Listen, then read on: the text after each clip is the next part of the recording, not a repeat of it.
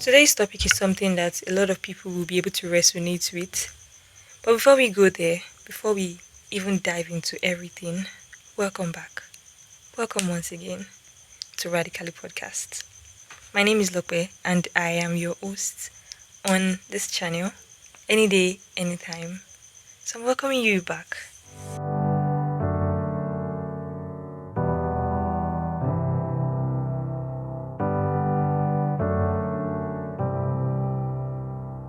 Worry is a cognitive process where the mind focuses on negative, distressing, or uncertain events in the past or future.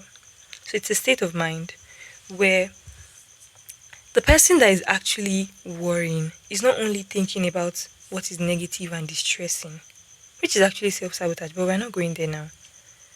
But it's actually not in the present, so it's something that happened in the past or something that is still going to happen in the future. So that's more like projecting into the things that are going to happen. And the more you worry, the more you escape reality, the more you focus on things that do not really add to you, and most importantly, it strips you of every other good thing that you should have actually focused on, every other good thing that you should have actually diverted your energy towards to achieve your dreams, to become the person who actually lives out all the plans and purposes of God for your life. Whatever happened in the past, whatever will happen in the future, is not in your hands. Worry is just a time waster. It's something that actually comes like a vampire. I don't want to talk about horror movies because that's not the essence of this podcast. But it comes, it saps your energy. You are thinking, you are wasting mental energy just because you are brooding about something, going in a cycle. Okay, what will happen? Okay, so you're thinking, what's going to happen? Or I can't do X, Y, and Z because when I did it in the past, this is what actually happened.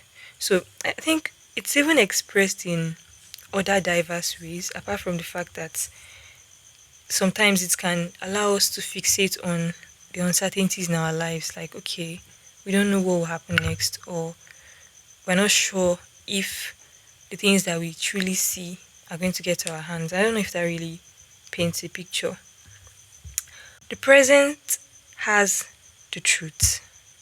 The past doesn't have the truth. Whatever happened in the past, you cannot go back to change it. And whatever will happen in the future, you can't time travel there to see what will happen to change it. You can only work with what you have now. In the present moment, to change or to affect what will happen in the future. Ideas are cheap. Anybody can have ideas. Anybody can believe. That's why we have so many voices now speaking to us on social media. Everybody's saying something because everybody has inspiration, everybody has ideas. But at the same time, when you get stuck in that worry loop, what you are doing is that you're actually using your mind to create unseen problems, to create unseen scenarios, really. Like, because nobody's seeing it, it doesn't even have a clear path that is going to happen, or there's no assurance that it's going to happen. You're only speculating, and at the end of the day, it creates what you actually fear. It was the testimony of Job, or maybe not really a testimony, but it was Job that said that the thing that he greatly feared has come upon him. Before we even talk about the creative aspect of worrying, I just want to talk about fear, because fear is actually the one that produces worry, anxiety, and other vices that are related, right? I mean, fear is not bad entirely, but when it becomes habitual, that's when there's a problem. So fear actually puts you in a fight or flight state. When you worry so much due to the fact that you are afraid of something, it actually creates anxiety. And with anxiety, there are other things you like start believing a low version of yourself, that you can't be X, Y, and Z. I'm trying to look for a good example so that this would take it home for a lot of people. Okay, now we live in a generation where everybody has a mental health thing linked to their problem. It's like the field of psychology has given name to so many things that even if you don't have the problem, you can personalize it, and everybody's going to like comfort you for having it. So a good example of that is OCD. When you see people who are very keen on certain details. They just want to keep things organized. People are now calling them people with OCD, but it's not everyone who has OCD that behaves like that. And I think it's the same way too for, anxiety and some even weird behaviors. They'll tell you, oh, you are neurodivergent. And you also go with the flow that, oh, this could be the problem. This could be that this is what I'm going through. Then they give you words again, they give you language for it, that accept yourself, you know, believe in it, accept yourself. You can't do anything, you can only walk around it. So that's the thing, that we're not finding language for the things that genuinely scare us. And because we have language for it, we give it more room to stay. Now, for the case of worry, it's possible to have things that keep you up. Sometimes there are times that you just want to know why, or there are times that you want to address a negative thing that has happened, or something that you think will happen, just to be safe and all of that. But I think the problem comes when it becomes an habitual thing. I actually found in this particular book, Power of Positive Thinking, the author was talking about how some doctors came out with some reports that fear does not only affect the mind, that fear actually affects the body, the soul, and your internal organs. They said when we fear, that we do not only fear in our mind, but we also fear in our hearts, we fear in our brains and our viscerals. So they claim that whatever the effect of worry is, it can always be noted in the cells, tissues, and organs of the body. Now, see how much impact that has, just because we are afraid. One thing that comes to my mind is this particular scripture in the book of First John that says that there is no fear in love, because perfect love casts out fear, and where there is fear, there is so much torment. Even if we don't really understand what that scripture is saying, we can always bring it home with this study that the doctors have found. And that's so powerful.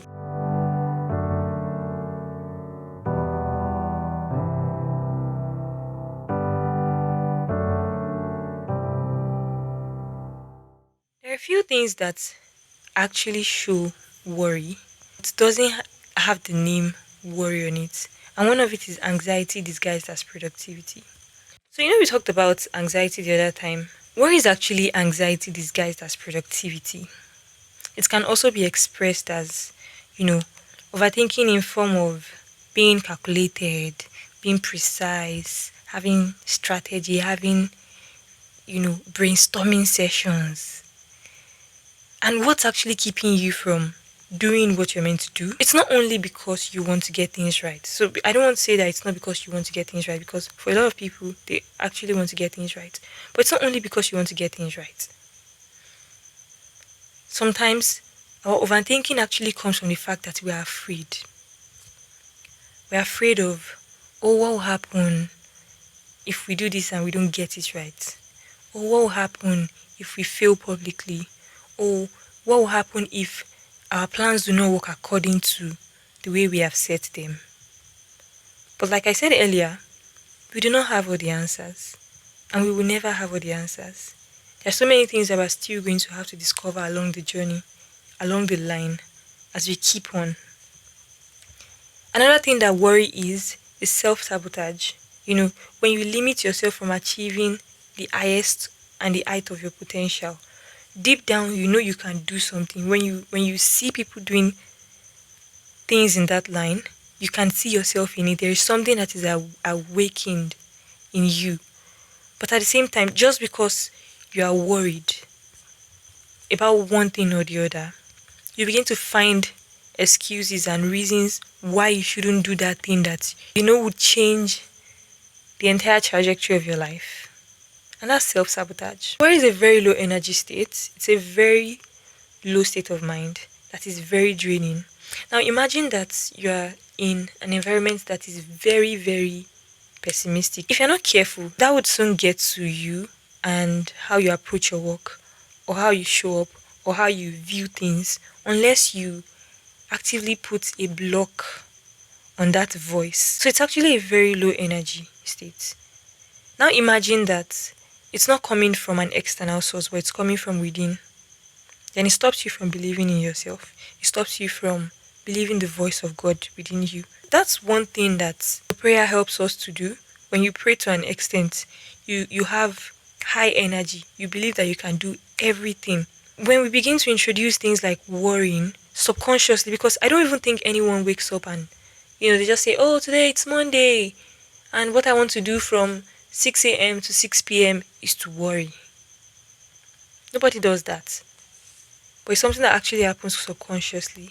And the good thing about habits is that habits can be learned, tastes can be cultivated. You can fine tune the things that you think are not really going on well in your life. You can always work towards developing yourself, developing your mind, doing something better, and changing whatever is currently on ground. Worry is also keeping you from loving God and loving people. I think it's even important to talk about the foundation of everything, which is fear. Because fear has many babies. Part of the babies or children of fear is mistrust. So when we worry to a certain extent, what it does for us is that it breaks that trust. It breaks that belief, that faith that we have in us to be able to do anything or release ourselves. When you worry to a particular degree, you cannot commit to doing something or to being somewhere or to becoming something. I think it's even more expressed with like when it comes to loving people, because it's still easier to say we want to love God because we have so much proof around us, from the creation to the things that God is doing now. You can look at one example in your life to pick and say, "Oh, God has been faithful. Oh, He did X, Y, Z on January 1st, 2020, kiniko kinikon." But then when it comes to loving people, it's also something that God holds in high esteem. The early church, love and unity was something that held them together. The book of James, the book of John, 1st John, 2nd John, 3rd John, it speaks so much about love that it's almost a sin to hear all of that, and you can't really open up your heart to like love. And I know it's a gradual process because we also live in a wicked world, and people have shown people their unpleasant side of humanity. Worrying is stopping you from experiencing abundance. Oh my God. The funny thing is, you can be praying, you can be fasting, you can be seeking the face of God, you can be getting ideas on the next thing to do, watch this video, listen to this podcast, listen to this person. You can even be working. And something that is even more important that worry takes from you is your ability to rest. I have it in my note that rest is a state of physical, mental, and functional inactivity. To rest is simply to cease from working or movement, to relax, to sleep or to recover strength. There's a scripture that comes to mind as well, Isaiah 40 verse 29, which says, "He giveth power to the faint, and to them that have no might, He increaseth strength." That scripture, yes, it is this one. You can go and check it later. If you look at children are so interesting to study because they don't seem to have worries in the world. They don't seem to care about anything. If a child falls, for example, the child is not concerned about how dirty the clothes is, whether he's wearing different legs of slippers, whether people are laughing at him or are. The child is only concerned about getting up, rising up, taking the next stride, doing the next thing, trying to walk again or trying to crawl again, trying to do that destructive thing that they might even be doing before, because some of them, they they have that openness of mind to explore, to do things that would be expected of a child, get their hands touching things. But then that's something we lose when we become adults. Apart from the fact that adulthood is a scam. Adulthood is a scam. They did not tell us, they did not give us PDF. We were aspiring to become adults. Now look at us. Apart from the fact that one of the things that adulthood took away from us is that tendency to not have to worry about things. It is also something worth considering that we can embrace that trait that is seen in children, that they don't seem to understand that there's a term called defeat. The Bible talks about faith being the substance of things not seen, the evidence of things hoped for. It's the fact that you are receiving an evidence for something that you have not even seen. It becomes tangible to you. And that's what worry is. It is very intangible. You can't hold it, but it's just a feeling, and it is crushing and overwhelming.